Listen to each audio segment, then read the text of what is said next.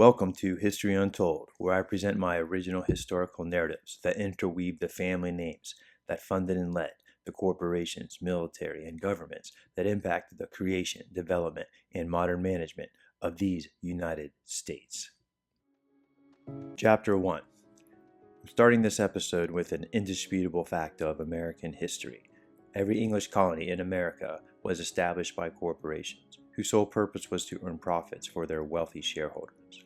Another fact, a small group of wealthy elites were allocated the vast majority of real estate in colonial America, and in particular, just 8 families were granted ownership of all of the Carolina and New Jersey colonies. These elites were officially known as the Lords Proprietors. The Lords Proprietors negotiated and signed a contract with the King of England that was named the Carolina Charter.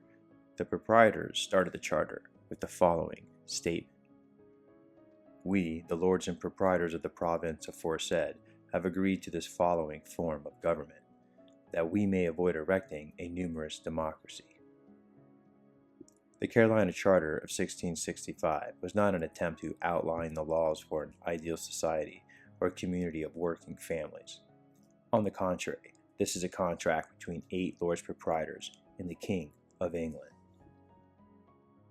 Why did the royal family grant to these families the real estate and the power to govern, with force when necessary, territory ranging from south of Virginia to North Florida, as well as the eventual state of New Jersey? Let's start with context.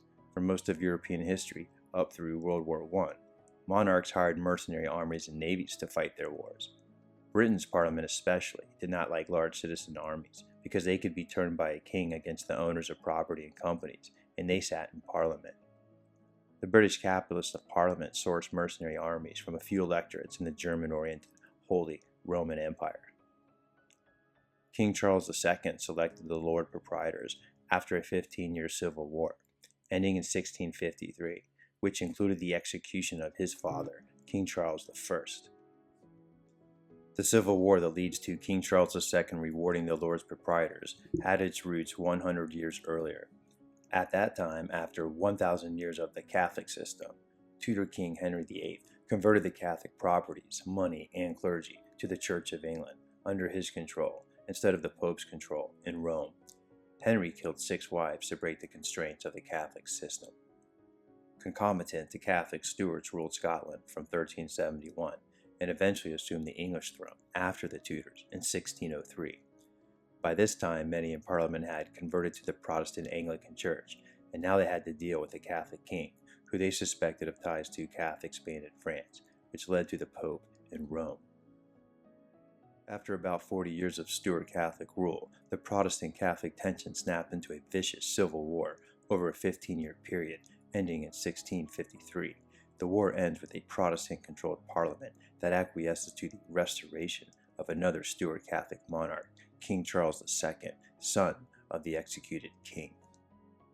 During this civil war, a group of wealthier admirals and generals invested their wealth to pay for and lead mercenary armies and navies to protect Prince Charles II.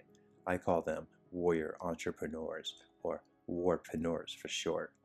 Meanwhile, in opposition, the Parliament Protestants united behind a minor English noble named Oliver Cromwell, who purchased a German mercenary army with loans in order to kill at least 300,000 Catholics in England, Scotland, and Ireland. As next in line for the crown after the execution of his father during the Civil War, Prince Charles II lived in precarious exile, always threatened by the Protestant military led by Cromwell. Charles moved clandestinely amongst loyal noble families in Western Germany and France. These warpreneurs, loyal to Charles, fought for him and hid him during these 15 years, and they expected a payday. End of Chapter 1. Thank you for joining me.